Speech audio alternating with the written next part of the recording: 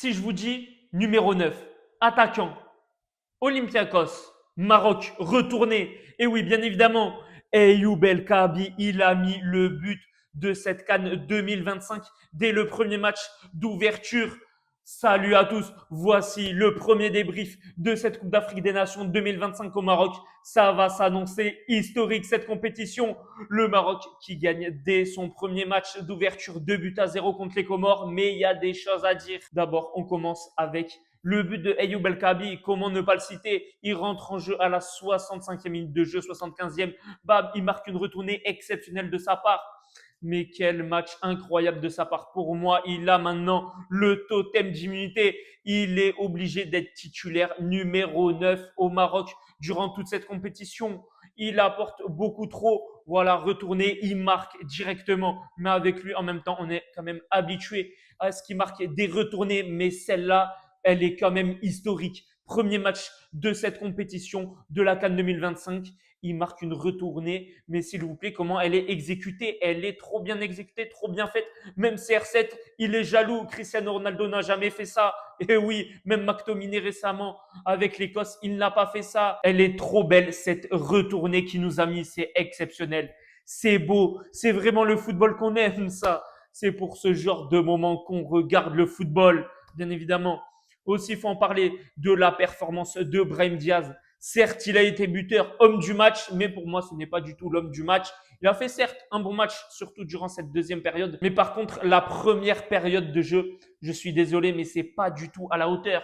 Il doit faire beaucoup plus. Il joue au Real de Madrid. Il nous sort une prestation comme ça en première mi-temps. Ce n'est pas possible. Je suis désolé, mais il mérite franchement de faire beaucoup mieux. Il doit lâcher plus son ballon. Il ralentit le jeu. C'est surtout ça. Il a ralenti le jeu en première mi-temps.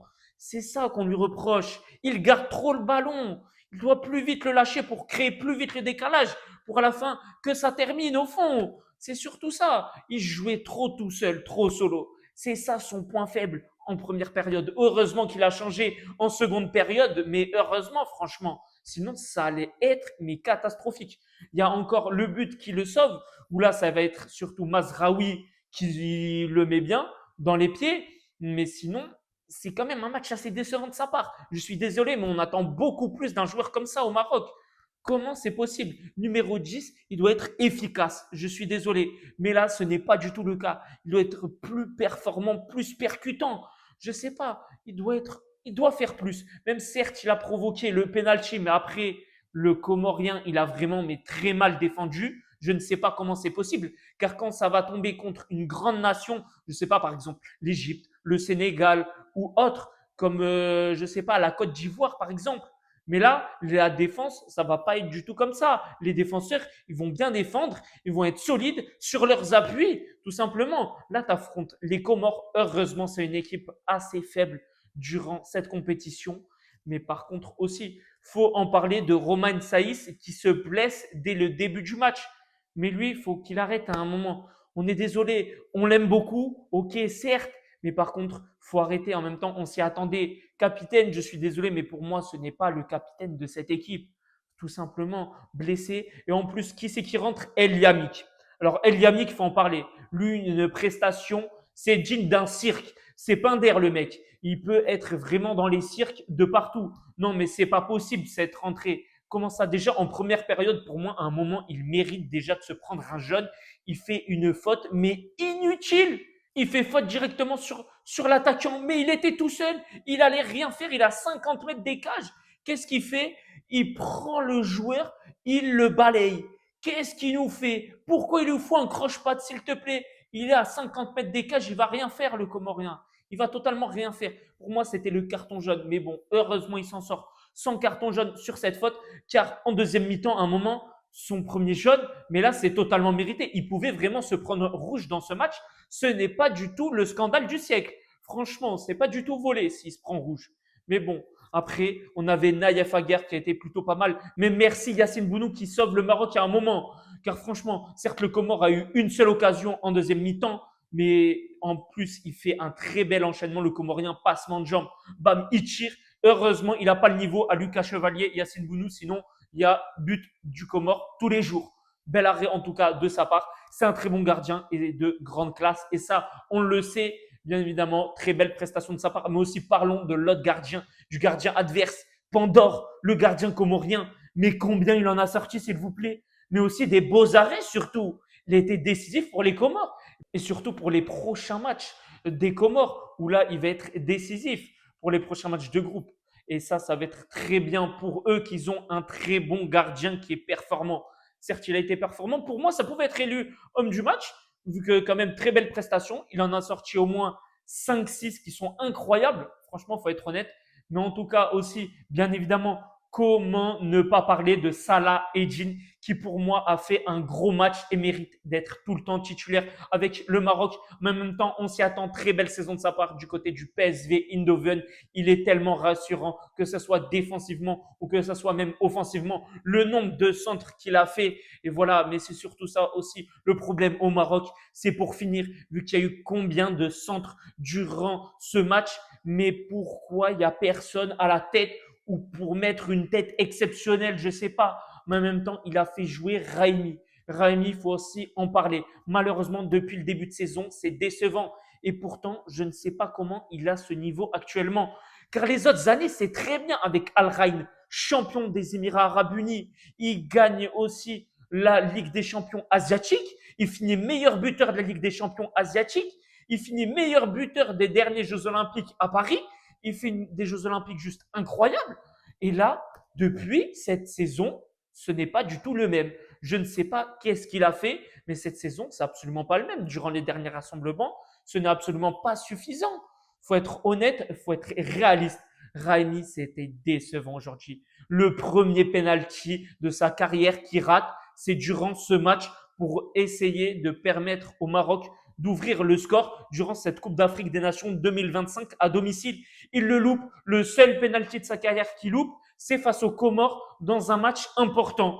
Comment c'est possible ça? En plus, elle a été mal tirée, il faut être honnête. C'est presque au milieu des cages. Le gardien, bien évidemment, qui l'arrête.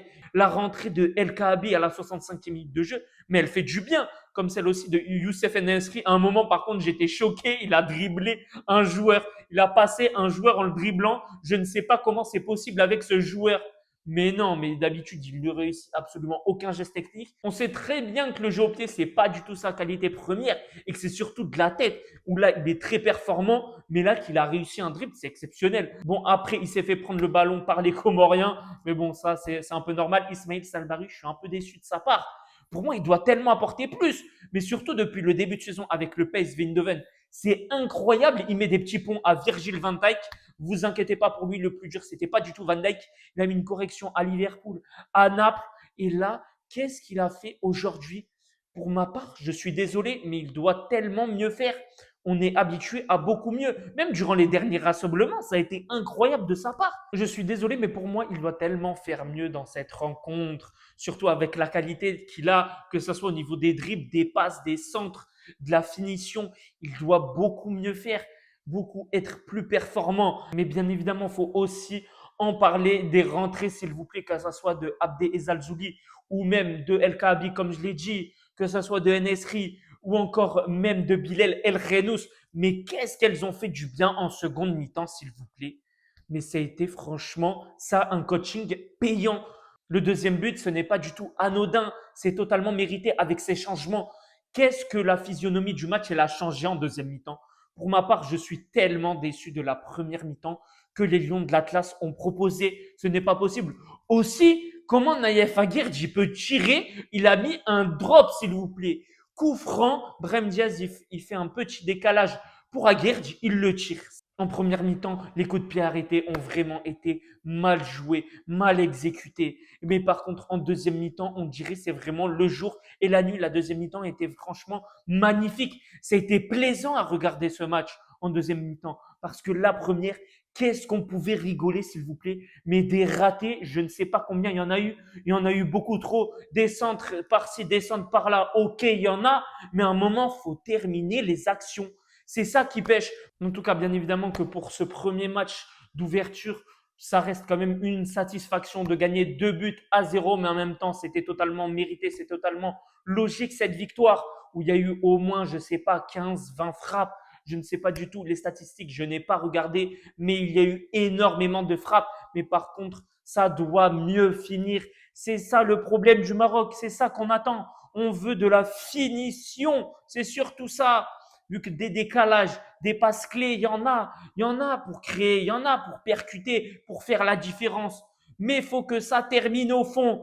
Mais en tout cas, victoire du Maroc, 2 buts à 0 pour commencer cette CAN 2025 qui s'annonce déjà historique avec le but de la compétition dès le premier match. Ayoub El Kaabi, magnifique, rien à dire. 2-0 pour le Maroc face aux Comoriens. Bien évidemment que c'est quand même bien, c'est quand même positif, mais il y a des choses à redire pour s'améliorer durant les prochains matchs. Sur ce, on va se retrouver mardi soir pour le débrief du match du Sénégal face au Botswana. Je m'occupe des matchs du Maroc, du Sénégal et aussi des grandes rencontres durant cette compétition qui est pour l'instant exceptionnelle, qui commence parfaitement pour les Lions de l'Atlas et on espère également une victoire, bien évidemment pour commencer pour les Lions de la Teranga face au Botswana. Et sur ce, n'hésitez pas à liker, à partager et aussi à vous abonner à la chaîne YouTube. Et n'hésitez pas à me suivre sur les réseaux sociaux, Instagram et TikTok et aussi à donner vos avis en commentaire. Sur ce, ciao!